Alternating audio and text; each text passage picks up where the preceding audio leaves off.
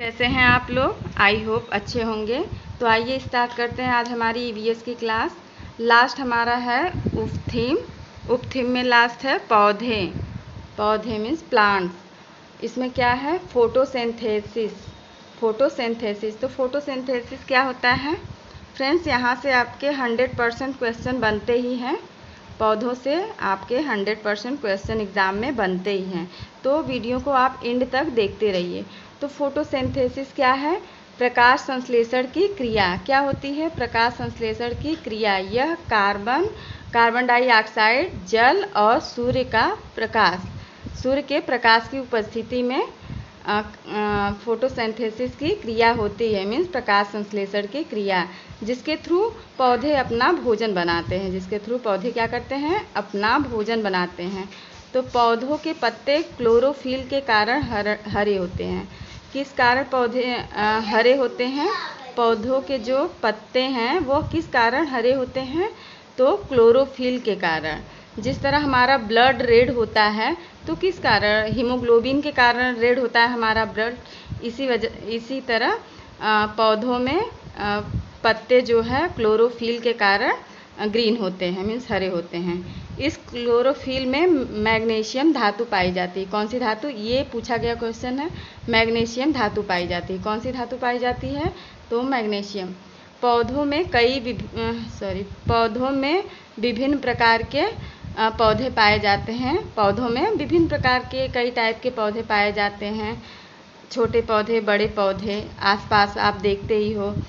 जैसे तुलसी के पौधे हो गए, गेंदा के फूल हो गए, और भी बहुत सारे पौधे हो गए पाए जाते हैं। और बड़े भी पौधे में नीम के पेड़, बरगद के पेड़, तो इस टाइप के पौधे पाए जाते हैं। तो इसे फ्लोरा जगत कहते हैं।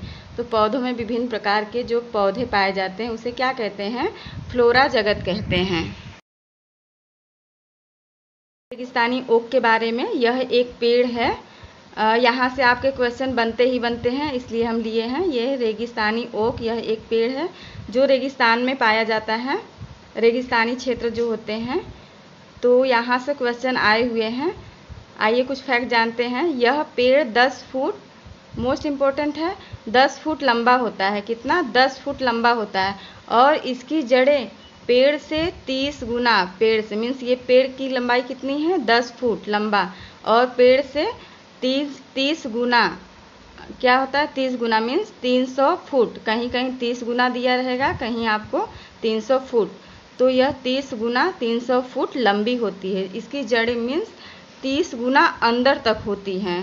पेड़ की लंबाई से 30 गुना नीचे होती हैं ये, और लंबी होती हैं। यह पेड़ कहाँ पाया जाता है? ऑस्ट्रेलिया में पाया जाता है। यह पेड़ ऑस्ट्रेलिया में पाए जाते हैं।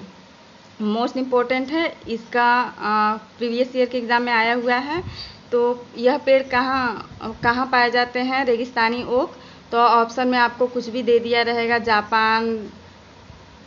जापान, इंडोनेशिया, ऑस्ट्रेलिया करके ऑप्शन दिया रहेगा। आपको ऑप्शन ऑस्ट्रेलिया लगाना है।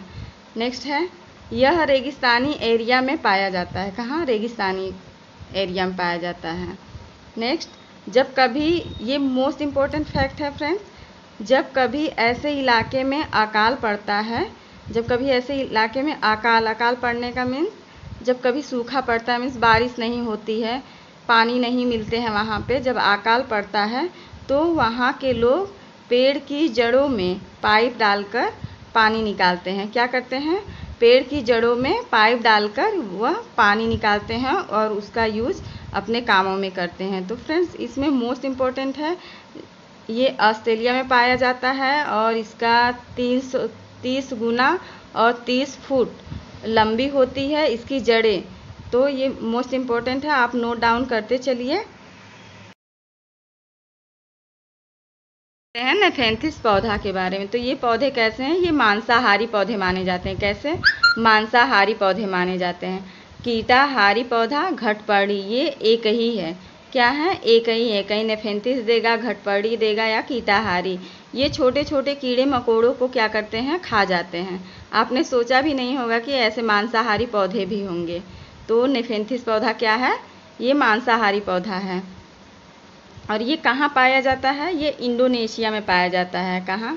इंडिया के बाहर ये इंडोनेशिया में पाया जाता है। और भारत में यह मेघालय में पाया जाता है। कहाँ?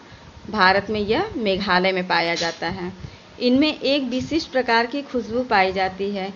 इनमें एक विशिष्ट प्रकार की खुशबू पाई जाती है जिससे छोटे छोटे कीड़े मकोड़े, चींटी जैसे चींटी, मेढक ऐसे इसकी तरफ अट्रैक्ट होते हैं और पौधा उन्हें खा लेता है। पौधा क्या करता है? उन्हें खा लेता है। उसका पौधा कुछ इस टाइप का होता है, ये घड़े के जैसे उसका आकार होता है और यहाँ से एक अलग सी स्मेल आती है जो छोटे छोटे कीड़े मकोड़ों को अट्रैक्ट करती है। तो वो अपने भोजन की तलाश में आते हैं और जैसे वो यहाँ आते हैं वहाँ ये जो है इसका कैप है, ये पत्ते इसको ढक लेते हैं और जिसके कारण वो जब तक वो ख़त्म नहीं हो जाते, मर नहीं जाते, तब तक ये ढके रहता है। तो इस तरह यह पौधे को क्या माना गया है? मांसाहारी पौधा। खेजड़ी वृक्ष के बारे में इम्पोर्टेंट फैक्ट्स जो भी है इसके बारे में जानेंगे। तो खेजड़ी वृक्ष कहाँ पाया जाता है? राजस्थान में। कहाँ? राजस्थान में। राजस्थान के जोधपुर जिले में अमृता देवी बिश्नोई ने 1731 में खेजड़ी वृक्षों को बचाने के लिए, कौन से? खेजड़ी वृक्ष को बचाने के लिए आंदोलन किया था। और उन्होंने स्वयं के साथ 363 महिलाओं का बलिदान दिया, मतलब खुद का भी बलिदान दे दिया इन महिलाओं के साथ खेजड़ी वृक्ष को बचाने के लिए। ये खेजड़ी वृक्ष क्यों बचाना चाहती थी? क्योंकि उससे खेजड़ी वृक्ष से उनको बहुत सी चीज़ें प्राप्त होती थी, जैसे लकड़ी है और दवाओं के रूप में उपयोग होता था और उसकी फलियों की सब्जी बनती थी। तो जिस तरह एक बार चिपको आंदोलन हुआ था उत्तराखंड में 1970 में, उसी तरह ये खेजड़ी वृक्ष के लिए एक आंदोलन हुआ था जो अमृता देवी बिश्नोई के द्वारा किया गया था। इसकी मोस्ट इम्पॉर्टेंट है, इसकी छाल का दवा के रूप में प्रयोग होता है। किसमें? दवा के रूप में प्रयोग होता है। और इसकी लकड़ी में कभी भी कीड़े नहीं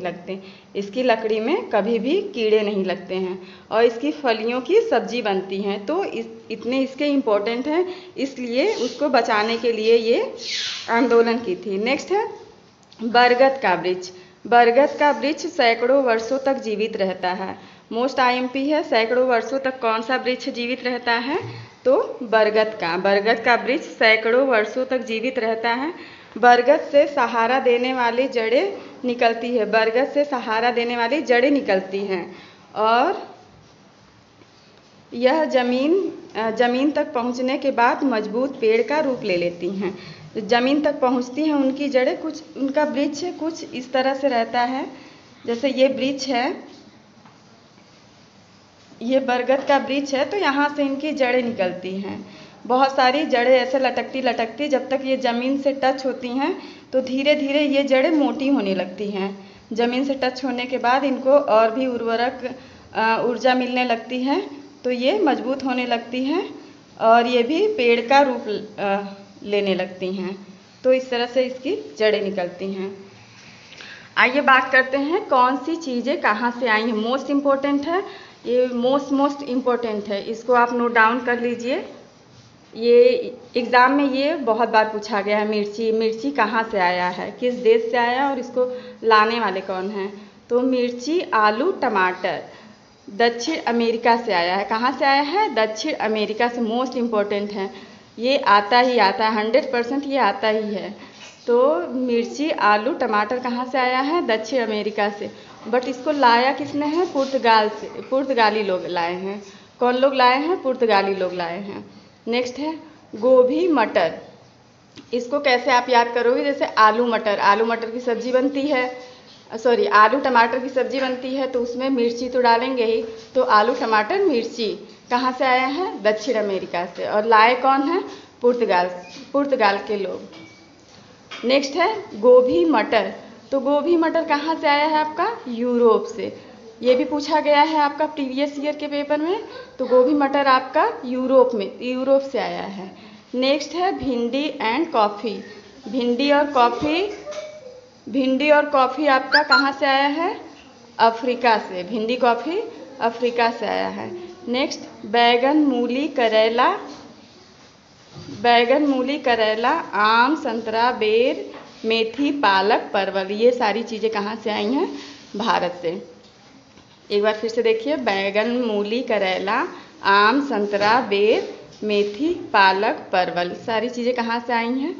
भारत से। तो फ्रेंड्स, वीडियो आपको कैसा लगा शेयर कीजिए, लाइक कीजिए और जो भी है कमेंट कीजिए और मेरे चैनल को सब्सक्राइब कीजिए। Thank you.